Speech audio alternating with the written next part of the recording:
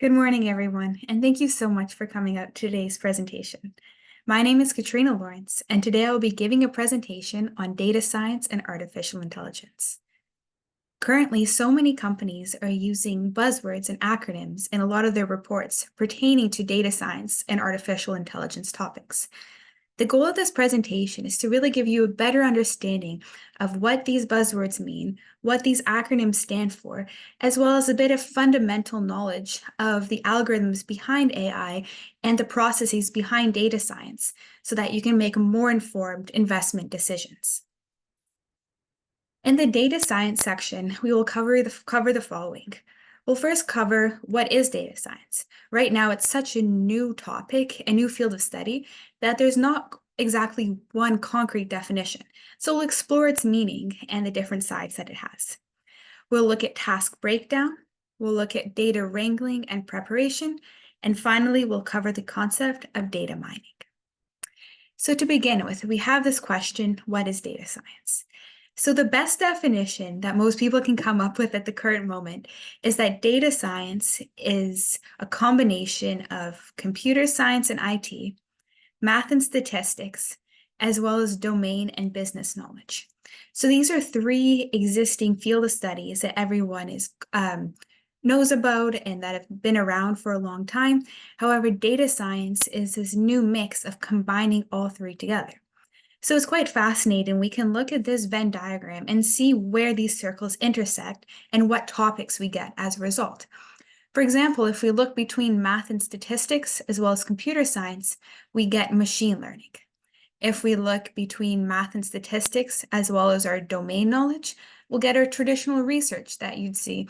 Academia, university research, that's where that falls under. And then lastly, if we look at computer science as well as domain knowledge, that's where we get this software development. So here you can see that data science is a combination then of all three and has so many aspects that really build it up. So it's really a modern topic, and it's so all-encompassing with various different fields of study all combined into one. Another definition of data science adds a fourth pillar, and I believe this one is quite important. This fourth pillar is communication and visualization.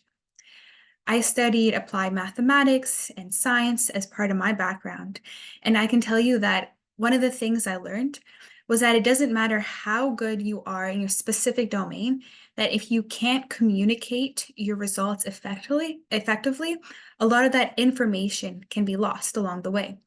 So data science, in addition to doing all that research, that software development, and the math and statistics, you have to then turn around and how can you effectively communicate and your visualizations to your target audiences.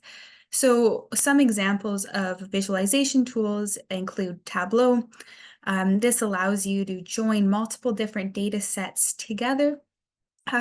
You can take different Excel spreadsheets, and it's essentially a domain where you can combine them together, join them, and then produce various different visualizations such as charts and graphs, as well as poster pages, which include everything. The neat thing about this is that it's dynamic.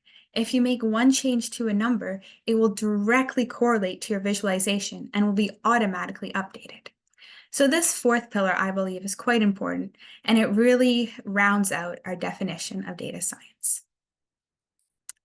So the next thing we're going to look at is, what do data scientists do? So there's many different types of data scientists. You can have some that are focused more on machine learning. You can have some that are more focused on data annotation or data cleaning. And then you have some that do end-to-end projects where they start at the very beginning with raw data, and they work all the way to the end into producing these machine learning algorithms. However, what I want to stress in this slide is that data scientists actually spend about 60% of their time cleaning and organizing their data.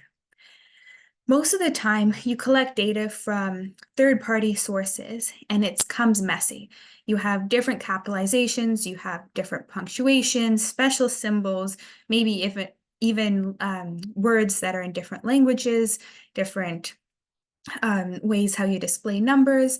So it's really crucial that getting that data and cleaning it is such a foundational step that is often not understood by the vast public, that 60% of their time is actually spent doing this task.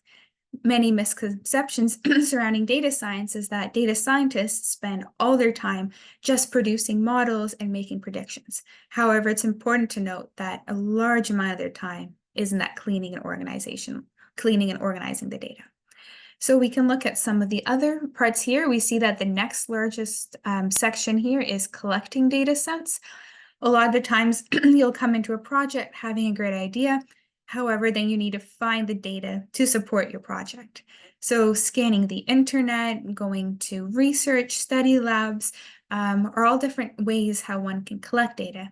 However, that does actually take quite a bit of time in order to get data that is representative of your population that you are studying, and data that is full, data that does not contain a vast majority of missing values. After we have done the collecting and the cleaning, then we go into the refinement of the algorithms, the data mining, and then finally only 3% of your time here is actually building your training set, and then 4% is refining your algorithms.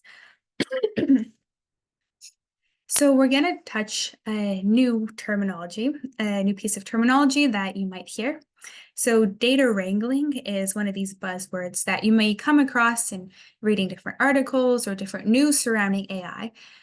Data wrangling is also known as data cleaning and data munging. So again, please add these words to your vocabulary list.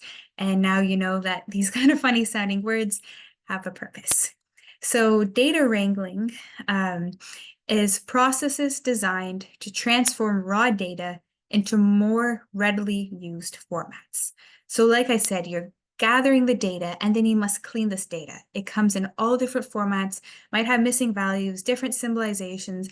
So here we now have to take it and transform it into something that the computer can then easily read and process. So I've included a few examples of what data wrangling may include, and this list can go on.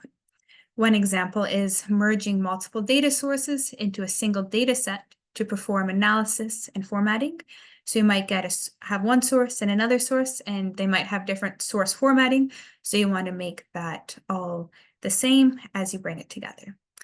Another really large aspect is identifying missing values in the data and either filling or deleting them. Missing values is a huge problem and a huge area of work for data scientists. There's many different techniques you can use to fill missing values. Some include if it's a numerical column, you can take the average of the column and impute the missing values that way. You can take, for example, a mode or even a median and fill it that way. Or you can even have rows that you might decide that are not useful and then you delete them. However, every decision you make when filling a missing value has to be properly documented, and you have to have proper reasoning for it. Another option is deleting data that is unnecessary or irrelevant to your project that you're working on. And lastly, you may identify extreme outliers in the data and either explain their discrepancy in the data set, or you can remove them so that analysis can take place. So again, these are all different examples of your data wrangling. The other word that you should add to your vocabulary list now is data mining. This is a term that you'll hear so often in the news and about all these stories surrounding AI and data scientists. So at the very core, data mining is simply gaining new insights and learning from the data. There's a bit of a flow chart here on the right-hand side of the slide. And essentially what it's saying is that you have this almost iterative process. So you start with a database, which is your fundamental part of your research. And then with this database, you're going to perform analysis on it. You may classify your data. You may run different machine learning algorithms. And in the end, you may form predictions on this data. And every new insight that you gain from this initial database is new knowledge that's acquired. And that new knowledge that's acquired, that is simply data mining. You can have the analogy of looking at a diamond mine, for example. You're going away in the dark, and then suddenly you're coming up with these new diamonds, and A diamond is analogous to this new knowledge that's acquired. So you start with something and then you gain more from it. You gain more riches, gain more knowledge, and that simply is data mining. So this is just really good to keep in mind because, again, you will be hearing this often in the workplace and in any news surrounding AI. So once our data is clean, we can then perform analysis. So the whole section I brought you through up until this point was just talking about the process of getting your data and cleaning your data. So again, that's about 60% of a data scientist's time. And the next part we're going to move into is the artificial intelligence part. So again, as a data science, you may only be tasked with the cleaning and organizational part of the data, or you may be a data scientist that also specializes in machine learning and in artificial intelligence. So the next section, we're going to do a complete AI overview. So we're going to first talk about how AI can be used as a tool. We're going to talk about the difference between machine learning, neural networks, and deep learning, all of which are often intertwined, yet each one actually has a very specific and distinct meaning. We will next talk about the difference between supervised and unsupervised learning, how the algorithms are different. We will then go into classification versus regression tasks. These occur whether you have categorical variables or if you have continuous numerical variables. And lastly, we will touch on natural language processing, which combines machine learning and our natural studies of linguistics. And this topic is currently booming, and it's definitely important to learn lots about it because there are many new startups right now in Canada and the US that are based on natural language processing and large language models. So again, this is another good buzzword to learn, another abbreviation that you can learn. And yeah, there's so much to cover in this topic.